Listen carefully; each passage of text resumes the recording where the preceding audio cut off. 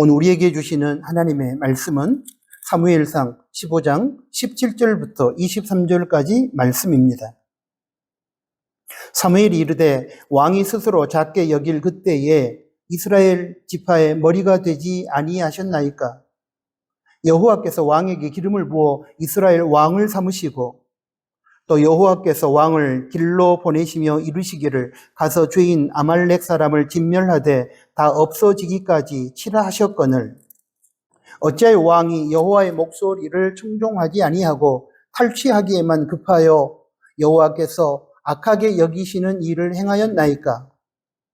사울이 사무엘이 이르되 나는 실로 여호와의 목소리를 청종하여 여호와께서 보내신 길로 가서 아말렉 왕 아각을 끌어왔고 아말렉 사람들을 진멸하였으나 다만 백성이 그 마땅히 멸할 것 중에서 가장 좋은 것으로 길갈에서 당신의 하나님 여호와께 제사하려고 양과 소를 끌어왔나이다 하는지라.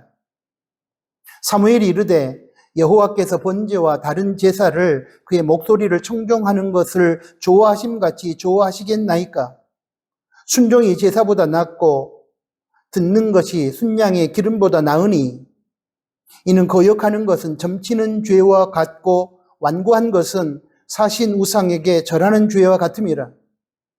왕이 여호와의 말씀을 버렸으므로 여호와께서도 왕을 버려 왕이 되지 못하게 하셨나이다 하니. 아멘.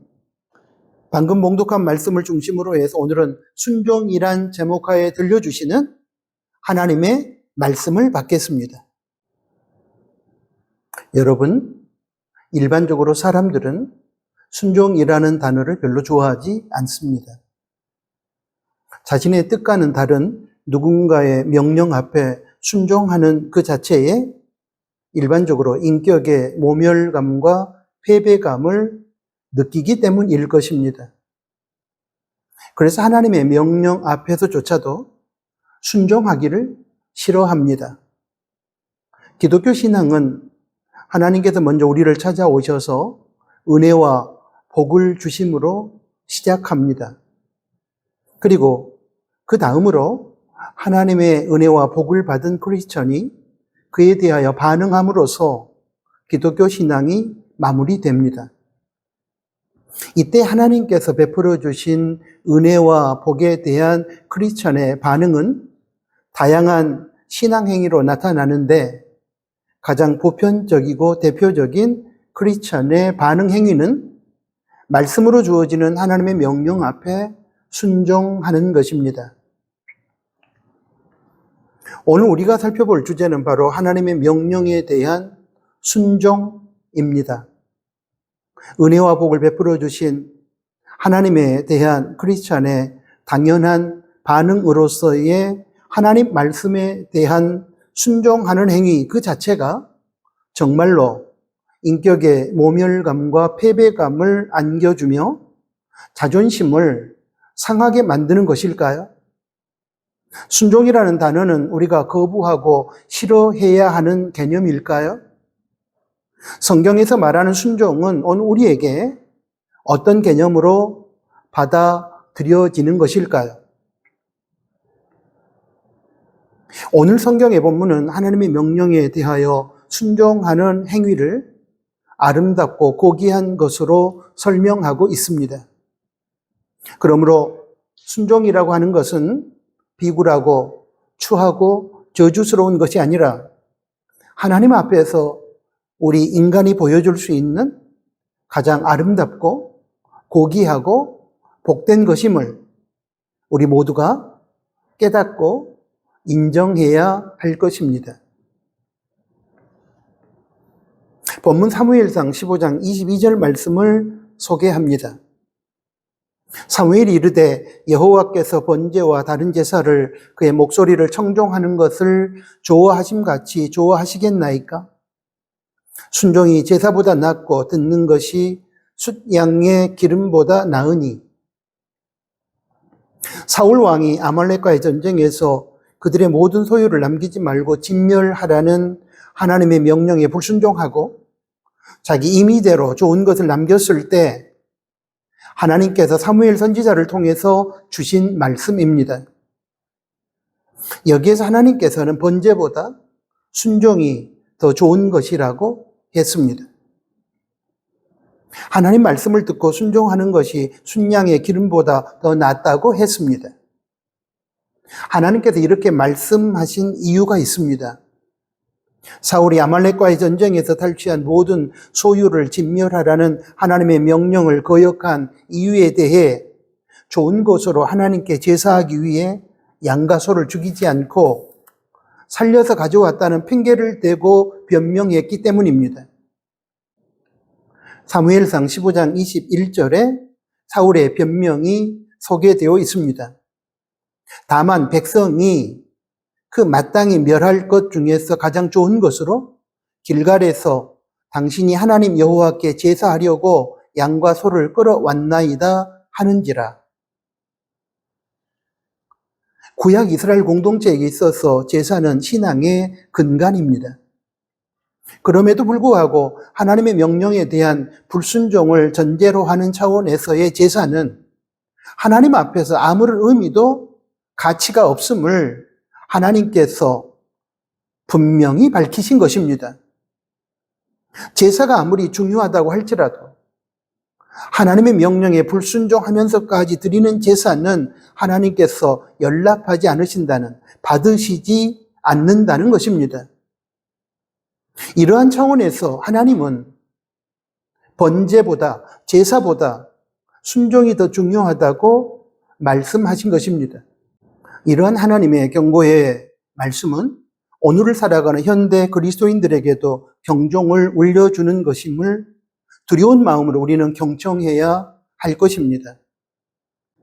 삶의 자리에서 하나님 나라의 가치를 붙들고 살아가지 않고 세상의 가치를 붙들고 살아가면서 또 하나님의 말씀에 순종하며 살아가지 않고 자기 마음대로 살고 싶은 대로 살아가면서 교회당에 나와 거룩한 척하면서 예배드리고 헌금하고 봉사하는 등의 종교 행위를 하는 것으로 자부심을 갖고 살아가는 현대 그리스도인들에게 하나님께서는 하나님 말씀에 대한 순종이 없이 형식적으로 예배드리면서 종교 활동을 하는 모든 것이 다 무의미하고 가치 없는 일임을 또한 선고하고 있기 때문입니다.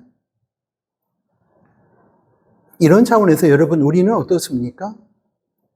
혹시 본문에 등장하는 사울과 같은 사고방식, 형식적인 종교활동 몇 가지만 하고 살아가면서 삶의 자리에서는 하나님 명령에 대한 불순종을 삶을 살아도 괜찮다고 하는 이 그릇되고 비본질적인 사고의 틀에 빠져 있지는 않으신지요? 저는 구약의 번제를 신약의 차원에서 회개라고 생각하고 그렇게 해석합니다. 구약의 번제와 제사는 주된 성격이 죄를 지은 이스라엘 백성들이 제물을 가지고 나와서 죄 용서를 구하는 것입니다. 그러므로 제사의 분위기는 애통함과 두려움으로 가득 차 있습니다. 예수님을 믿고 죄를 법적으로 용서받은 하나님의 자녀라고 할지라도 생활 속에서 죄를 짓습니다. 이때 죄를 용서받기 위하여 크리스찬은 예수님의 십자가 보혈에 근거하여 진실한 회개를 합니다. 이런 점에서 구약의 제사는 신약의 회개와 유사성을 가지고 있습니다. 구약의 백성들에게 있어서 제사는 지은 죄를 용서받을 수 있는 유일한 길이었기 때문에 정말로 중요한 신앙행위였습니다. 그런데 그렇게 중요한 제사보다 하나님 말씀을 듣고 순종함으로 죄 짓지 아니하는 것은 더욱 중요하고 귀한 것임을 본문에서 하나님은 밝히고 계시는 것입니다. 연약한 인간이기에 우리는 예수님을 믿고 하나님의 자녀가 되었음에도 불구하고 이 땅을 살아가는 동안은 죄를 짓습니다. 이러한 생활 속의 죄를 용서받는 길은 예수님의 십자가 보혈을 의지하고 진심으로 회개하는 것입니다. 그러므로 회개는 하나님께서 연약한 인간에게 주시는 다시 한 번의 기회로서 정말 소중한 선물입니다. 그런데 하나님께서는 회개가 이토록 소중한 것이지만 처음부터 하나님 말씀에 순종함으로 죄를 짓지 않아 회개의 자리까지 가지 않기를 원하시는 것입니다. 그런 점에서 하나님께서는 순종이 회개, 구약으로 얘기하면 제사나 번제보다 더 소중하고 귀한 것이라고 말씀하시는 것입니다. 순종과 회개, 구약의 관점에서는 제사라고 하는 이 두 가지 주제를 가지고 분석해 보면 네 부류의 인간형이 나옵니다. 여러분 한번 들어보시고 여러분 자신이 어떤 부류의 인간형에 속해 있는지를 한번 판단해 보시기 바랍니다. 첫 번째는 하나님의 말씀에 순종하지도 않으면서 불순종해서 지은 죄에 대하여 부끄러운 줄도 모르고 회개할 필요도 없다고 생각하며 살아가는 유형입니다. 자기 마음대로 살면서 회개하지도 않는 사람인데 이 정도면 예수님 밖에 있는 사람으로서 거의 구원받지 못한 세속적인 사람일 것입니다. 두 번째는 하나님 말씀에 불순종하여 죄 짓고 나서 나중에 회개만 하면 된다고 생각하는 유형입니다. 자기 살고 싶은 대로 마음대로 살면서 나중에 하나님 앞에 나와서 잘못했다고 형식적인 회개만 하면 된다고 생각하는 사람으로서 아마도 그들이 받은 구원은 거짓일 가능성이 매우 높습니다. 이런 유형의 사람들이 핑계하면서 자주 사용하는 성경 구절이 하나 있습니다. 마음에는 온유로되 육신이 약하도다 라고 하는 마태복음 26장 41절 말씀입니다. 그러나 이 말씀은 예수님께서 겟세마네 동산에서 육신이 연약하여 예수님을 위해 기도하지 못하고 잠들었던 제자들에게 주신 말씀이지 의도적으로 불순종의 죄를 실컷 짓고 난 후에 그런 자신을 합리화하여 책임을 피하려고 핑계거리로 사용해서는 안 될 말씀입니다. 이 말씀은 힘든 현실 속에서도 하나님 말씀에 순종하려고 최선을 다하다가 정말로 육신의 연약함 때문에 죄에 무너진 안타까운 성도들이 애통한 마음을 가지고 사는 고백이어야만 합니다. 세 번째는 하나님 말씀에 순종하려고 애쓰지만 그러나 말씀대로 순종하며 살지 못한 부분에 대해서 회개하기보다는 이 정도면 됐어. 그래도 이 정도면 다른 사람들보다는 훨씬 낫잖아. 라고 생각하면서 회개의 필요성을 느끼지 못하는 유형입니다. 이런 유형의 크리스찬은 어느 정도는 도덕적이고 윤리적인 삶을 살아가지만 근원적으로 죄의 심각성과 무서움을 깨닫지 못하는 가운데 결국은 죄책감으로부터 자유하지 못하고 죄의 무게에 눌려 살아가게 됩니다. 네 번째는 최선을 다하여 하나님 말씀에 순종하는 삶을 살려고 노력하고 또한 연약함으로 인하여 불순종한 부분에 대해서는 애통하는 마음을 가지고 진실로 회개하는 유형입니다. 이런 유형의 크리스찬이 성숙한 신앙인입니다. 이런 유형의 크리스찬이 회개하면서 용서를 구할 때 하나님께 고백하는 말씀이 바로 마태복음 26장 41절에 마음에는 온유로되 육신이 약하도다 입니다. 예수님께서 제자들이 겟세마네 동산에서 연약하여 기도하지 못하고 잠들어 버렸을 때 그들의 연약함을 안타까워하면서 하셨던 그 말씀이 연약하여 죄를 지은 후에 애통하며 회개하는 크리스찬의 입장에서는 하나님의 자비와 긍휼을 구하면서 올려드리는 고백으로 변하게 됩니다. 이런 의미입니다. 하나님 아버지, 최선을 다하여 하나님의 뜻에 순종하며 죄 짓지 않고 살려고 했지만 저희의 믿음이 약하고 저희의 본질이 연약함으로 인하여 하나님 말씀에 순종하지 못한 채 죄를 짓고 말았습니다. 용서하여 주십시오.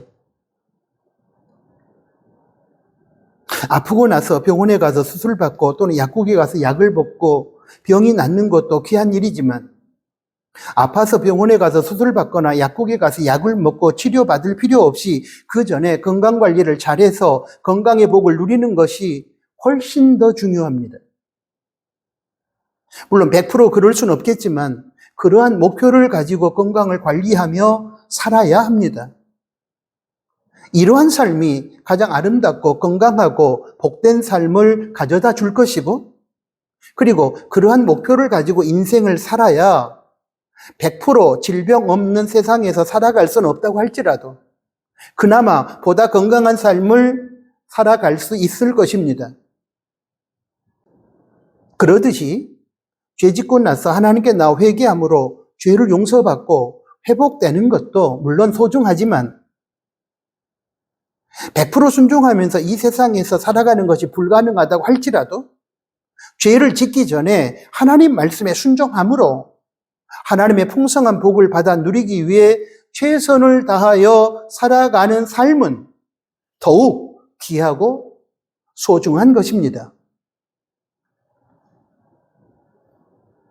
여기까지 제가 설명드린 4가지 부류의 인생 유형 중에서 여러분은 어떤 부류의 사람이라고 생각하십니까? 중요한 것은 자신의 실체에 대한 정확한 인식을 함으로써 하나님께서 인정하시고 기뻐하시는 인생 유형에 우리가 속하는 것입니다. 형식적인 몇 가지 종교 활동하면서 명목상의 크리스찬으로 살아가는 것에 만족하지 않고 본질적으로 하나님과 인격적 관계를 맺고 하나님 말씀에 순종하는 삶을 최선을 다하여 살고 연약함으로 인하여 불순종의 죄를 지었을 때에는 즉각적으로 진실한 회개를 하고 회개에 합당한 열매를 맺음으로 하나님으로부터 생활 속의 죄를 용서받고 이러한 회개의 삶을 믿음으로 인정받는 성숙한 신앙의 자리로 우리가 나아오는 것입니다. 여러분, 다시 한번 묻습니다. 저와 여러분은 어떤 부류에 속하여 살아가는 사람입니까? 종교개혁가 마틴 루터는 나는 능력보다 순종을 원한다고 고백했습니다. 당시 마틴 루터가 부패한 로마 가톨릭 교회를 향해 개혁의 횃불을 들었던 용기는 성령님께서 주신 능력에서 기인하는 것이었습니다. 그러나 그는 능력보다는 순종하는 편을 택하겠다고 고백했습니다. 그런데 이렇게 그가 고백할 수 있었던 이유는 능력이라고 하는 것이 실은 순종에서 나오는 것임을 알았기 때문이었을 것입니다. 그러므로 진정으로 우리가 능력을 원한다면 우리는 순종해야 합니다. 많은 사람들이 능력을 원하면서도 정작 하나님 말씀에 순종하기는 싫어합니다. 이것은 마치 삶을 자기 마음대로 엉망으로 살면서도 반드시 복받기를 원하는 미신 종교의 기도와 같은 것입니다. 하나님 말씀에 순종하지는 않으면서 능력만 원하는 것은 무당 종교요, 미신 신앙입니다. 그러므로 우리는 능력을 원하기 전에 하나님 말씀 앞에서 순종부터 해야 합니다. 능력보다 중요한 것은 순종이기 때문입니다. 순종은 원인이고 능력은 결과입니다. 원인 없는 결과가 존재할 수 없듯이 순종 없는 하나님 능력은 없습니다. 이쯤에서 신명기 28장 1절부터 2절까지 말씀에 주목해 보십시오. 제가 읽어드리겠습니다. 신명기 28장 1절입니다. 네가 네 하나님 여호와의 말씀을 삼가 듣고 내가 오늘 내게 명령하는 그의 모든 명령을 지켜 행하면 내 하나님 여호와께서 너를 세계 모든 민족 위에 뛰어나게 하실 것이요. 2절입니다. 내가 내 하나님 여호와의 말씀을 청종하면 이 모든 복이 내게 임하여 내게 이르리니. 하나님께서는 순종하는 자를 세계 모든 민족 위에서 높여주시고 또 사람에게 필요한 모든 복을 주셔서 누리게 해주시겠다고 약속하신 내용입니다. 또 하나, 나누는 강단에서 자주 선포했던 요한복음 14장 21절 말씀에 주목해 주십시오. 보겠습니다. 나의 계명을 가지고 지키는 자라야 나를 사랑하는 자니, 나를 사랑하는 자는 내 아버지께 사랑을 받을 것이요 나도 그를 사랑하여 그에게 나를 나타내리라. 예수님께서는 예수님의 말씀에 순종하는 사람이 당신을 사랑하는 사람이며 그런 사람의 삶에 당신의 나타나심을 보여주시겠다고 약속하셨습니다. 예수님께서 우리 안에 내주하실 뿐만 아니라 우리의 삶 속에서 활동하시고 역사하셔야만 우리는 하나님의 능력을 힘입을 수 있습니다. 그때 우리 삶은 하나님의 능력으로 승리하게 됩니다. 그런데 이러한 하나님의 능력은 바로 예수님의 계명, 예수님의 말씀에 순종하는 사람에게 임하고 나타난다는 것입니다. 그렇기 때문에 우리가 이 세상을 살아가면서 하나님의 능력을 힘입어 승리하지 못하고 자기만의 능력으로 살아보려고 하다가 늘 실패하는 이유는 여러 가지가 있겠지만 그 중에서도 가장 크고 근원적인 문제는 하나님 말씀에 대해 우리가 최선을 다하여 순종하는 삶을 살아가고 있지 않기 때문입니다. 교회 공동체에 출석하여 어느 정도 형식적인 종교 활동하는 것으로 만족한 채 정작 삶의 구체적인 현장에서는 하나님 나라의 가치를 버리고 세상의 가치를 붙들고 살아가고 있으며 하나님 말씀에 순종하기보다는 자기 살고 싶은 대로 살아가고 있기 때문입니다. 그렇다면 지금 우리의 신앙과 삶은 어떤 수준일까요? 아프지만 확인하고 점검해 보는 과정이 반드시 필요할 것이라고 생각합니다.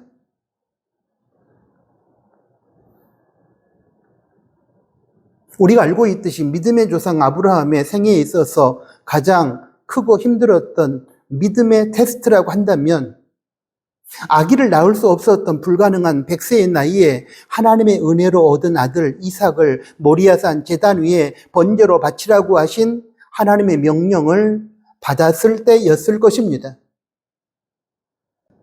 도저히 순종할 수 없는 하나님의 명령 앞에서 아브라함은 하나님을 신뢰함으로 수용하기 어려운 하나님의 명령에 순종합니다. 그리고 순종함으로 믿음의 테스트를 통과한 아브라함을 하나님께서는 당신의 동역자로 삼아주셨고 아브라함에게 믿음의 조상, 복의 통로가 되는 영광을 허락하셨습니다. 창세기 22장 17절과 18절의 말씀입니다. 17절입니다. 내가 내게 큰 복을 주고 내 씨가 크게 번성하여 하늘의 별과 같고 바닷가의 모래와 같게 하리니 내 씨가 그 대적의 문을 차지하리라. 18절입니다. 또 내 씨로 말미암아 천하 만민이 복을 받으리니 이는 내가 나의 말을 준행하였음이니라 하셨다 하니라. 사랑하는 교회 여러분, 하나님께서는 위대한 하나님의 동역자로 우리를 부르실 때 꼭 믿음의 테스트를 통해 순종의 여부를 확인하십니다. 그리고 순종함으로 믿음의 테스트를 통과한 사람을 동역자로 쓰십니다. 히브리서 11장 17절 말씀은 아브라함이 독자 이삭을 바치라는 명령 앞에서 순종함으로 믿음의 테스트를 통과했으며 히브리서 11장 8절 말씀에서는 모든 기득권을 내려놓고 하란을 떠나 이사하라는 명령 앞에서 그가 믿음으로 순종했다고 밝힘으로써 진정한 믿음이라고 하는 것은 하나님의 말씀을 통한 명령에 대한 순종이라는 사실을 우리들에게 밝혀주고 있습니다. 그러므로 우리가 하나님을 믿는다고 하는 것은 말과 지식과 기분으로 증명하는 것이 아닙니다. 하나님 말씀에 대한 순종으로 우리 믿음의 진정성을 증명해야 하는 것입니다. 왜냐하면 하나님을 믿는다는 것은 곧 하나님의 말씀에 대한 순종이기 때문입니다. 이처럼 하나님의 말씀에 순종하는 것이 믿음 그 자체이며 하나님께서 중요하게 생각하는 것이며 하나님 앞에서 아름답고 복된 것이며 하나님의 능력이 나타나는 원인임에도 불구하고 왜 우리는 그토록 순종하기가 어려울까요? 순종이 어려운 것은 순종하라는 명령의 내용을 세세하게 계산하고 따지기 때문이라고 저는 생각합니다. 순종은 명령의 내용을 따지고 계산하고 분석해서 하려고 하면 여러분 불가능합니다. 명령의 내용이 나에게 부담이 되고 나를 불편하게 만들고 나에게 손해가 되는 내용이라는 판단이 들고 그런 차원에서 자신에게 임할 손해와 이익을 계산하고 그것에 근거하여 결단한다고 한다면 여러분 순종할 사람은 거의 없을 것입니다. 그러므로 순종은 명령의 내용을 따져보고 계산해보고 하는 것이 아닙니다. 순종하려면 명령의 내용을 따지지 말고 그 명령을 하신 분이 누구인지 살펴보아야만 합니다. 그때 순종이 가능해집니다. 베드로는 무리를 걸어오라는 예수님의 명령 앞에서 순종했습니다. 그리고 또 베드로와 제자들은 밤이 맞도록 수고하며 그물질을 했으나 한 마리 고기도 잡지 못했지만 아마추어 목수인 예수님께서 프로페셔널한 갈릴리 어부들인 자신들에게 어부의 상식에도 도저히 맞지 않는 내용, 즉 아침에 깊은 데로 가서 그물을 내리라는 명령에도 순종했습니다. 그들에게 있어서 명령의 내용만 계산하고 따져본다면 절대로 그들은 순종하지 못했을 것입니다. 그러나 그들은 순종했습니다. 순종함으로 무리를 걸은 기적의 능력도 경험했습니다. 그물이 찢어질 정도로 고기도 잡았습니다. 그렇다면 그들은 어떻게 순종할 수 있었을까요? 그들은 명령의 내용을 따지거나 계산하지 않고 명령하시는 분이 예수님이셨기 때문에 그를 신뢰하고 의지함으로 순종한 것입니다. 베드로는 깊은 데로 가서 그물을 내리라는 예수님의 명령 앞에서 내용을 계산하거나 따져보지 않고 이렇게 말하면서 누가복음 5장 4절에 깊은 데로 가서 그물을 내려 고기를 잡으라고 하는 예수님의 명령에 순종했습니다. 누가복음 5장 5절의 말씀입니다. 시몬이 대답하여 이르되 선생님 우리들이 밤이 새도록 수고하였으되 잡은 것이 없지만은 말씀에 의지하여 내가 그물을 내리리이다 하고 베드로는 예수님의 명령의 내용이 갈릴리 바다에서 어부로 잔뼈가 굵은 자신의 상식에 맞지 않는 것이었지만 명령하시는 분이 예수님이셨고 그 예수님을 신뢰했기 때문에 명령의 내용을 따지지 않고 순종했던 것입니다. 그렇습니다. 자신의 생각과 다르고 손해볼 것 같고 불편을 초래할 것 같고 상식적으로 맞지 않는 내용임에도 불구하고 하나님의 명령이라면 내용을 따지지 말고 명령권자인 하나님을 믿고 신뢰함으로 그냥 순종하시기 바랍니다. 그러면 하나님의 능력의 세계를 경험할 것이며 하나님께 영광을 돌리는 삶을 살 수 있게 될 것입니다. 이처럼 순종이라고 하는 것은 명령의 내용을 따지고서 하는 것이 아닙니다. 그렇게 하면 순종은 여러분 절대로 불가능합니다.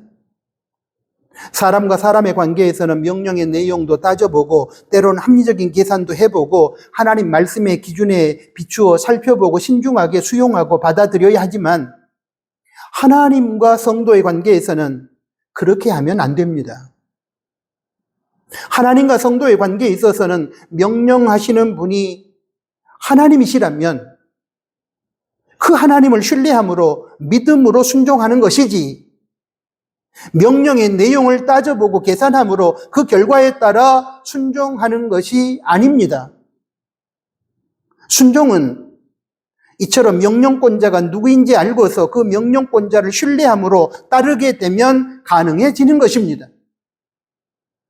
그러므로 참된 순종이란 명령의 내용에 근거해 사는 것이 아니고 명령을 내리신 분이 누구인가를 근거로 하는 것입니다. 여러분, 순종에 대한 오해를 벗어버리시기 바랍니다. 순종은 우리가 힘이 약하기 때문에 어쩔 수 없이 명령권자 앞에 굴복하는 것이라는 오해를 벗어버리시기 바랍니다. 성경이 말하는 순종은 그런 비굴한 차원에서 하는 것이 아닙니다. 성경이 말하는 순종은 명령권자를 우리가 사랑하기 때문에 하는 것입니다. 앞에서도 언급했지만 요한복음 14장 21절에서 예수님께서는 하나님을 사랑하는 자는 분명히 그의 계명을 지킨다, 하나님 말씀에 순종한다고 말씀하셨습니다. 사랑하면 사랑하는 대상의 말을 들어줍니다. 사랑하면 사랑하는 대상의 말에 따라줍니다. 그것이 성경적인 차원에서의 복되고 아름다운 순종인 것입니다. 그러므로 우리가 하나님을 사랑한다고 하는 진실한 증거는 하나님 말씀에 대한 순종으로 나타나야만 합니다. 하나님께 순종한다는 것은 결코 비굴한 것이 아닙니다. 자존심 상하는 일도 아닙니다. 하나님을 사랑한다는 온 몸과 마음의 진실한 표현이고 증거입니다. 사랑하는 나누는 가족 여러분, 하나님을 정말로 사랑하십니까? 그렇다면 진정으로 하나님 말씀에 순종하시기 바랍니다. 인류 역사의 비극은 항상 불순종으로부터 시작되었습니다. 한 사람 아담과 하와의 하나님 말씀에 대한 불순종에서 신라곤의 비극이 찾아왔고 죽음이 찾아왔으며 인간은 그 이후 죄인이 되었습니다. 그런 반면에 인류 역사 회복은 한 사람 예수님의 순종으로부터 시작되었습니다. 하나님 아버지의 십자가 죽음을 통한 인류의 구원 명령 앞에서 순종했던 예수님을 통하여 예수님을 영접한 모든 크리스천들에게 복락원이 찾아왔고 생명, 영생이 주어졌으며 예수님을 믿는 모든 사람은 의인이 되었습니다. 거기에 대해서 로마서 5장 19절의 위대한 증언을 한번 들어보십시오. 한 사람이 순종하지 아니함으로 많은 사람이 죄인 된 것 같이 한 사람이 순종하심으로 많은 사람이 의인이 되리라. 세상을 살아가면서 하나님께 대한 성도의 가장 복되고 귀하고 아름다운 반응은 그러므로 하나님 말씀에 순종하는 것입니다. 하나님 말씀에 대한 순종은 앞에서도 언급했지만 비굴한 것이 아니고 영광스러운 것입니다. 추하고 자존심 상하는 일이 아니라 아름답고 자존감을 증명하는 일입니다. 망하고 망하게 하는 길이 아니라 승리하고 승리하게 하는 길입니다. 하나님의 영광을 짓밟는 것이 아니라 하나님께 영광을 올려드리는 것입니다. 어떻습니까? 사랑하는 교우 여러분, 우리는 순종하는 사람입니까? 아니면 불순종하는 사람입니까? 아멘. 하나님 아버지 감사합니다. 오늘 말씀을 통해서 순종이 제사, 신약의 우리들의 종교 행위보다 훨씬 좋고 낫다고 가르쳐 주셔서 감사합니다. 삶의 자리에서 하나님의 말씀에 대한 순종을 하지 않으면서 교회에 출입하고 형식적인 종교 활동 몇 가지 하는 것으로 우리 할 바를 다 했다고 교만을 떨고 있는 우리들의 실체를 보게 해주셔서 감사합니다. 하나님의 능력이 순종을 통해서 나타난다는 사실을 기억하게 하시고 이제부터는 어떤 종교 활동을 하기 전에 하나님의 말씀에 대한 순종을 통해서 하나님의 능력을 경험하고 그로 인하여 하나님께 영광을 올려드리는 사랑을 우리 나누는 가족들이 되게 하여 주십시오. 순종은 비굴한 것이 아니라 진정 하나님을 사랑하기 때문에 하나님의 말씀에 복종하고 순종하는 것임을 다시 한번 깨닫게 해주셔서 감사합니다. 우리를 위하여 십자가에서 피 흘리시고 몸이 찢기셔서 돌아가신 우리 주님의 그 사랑을 기억하고 이제 우리가 주님을 사랑함으로 주님의 말씀 앞에 내용을 따지지 말고 말씀하신 분이 주님이시기에 주님을 신뢰함으로 순종하는 저희가 되게 하여 주십시오. 예수님의 이름으로 기도합니다. 아멘.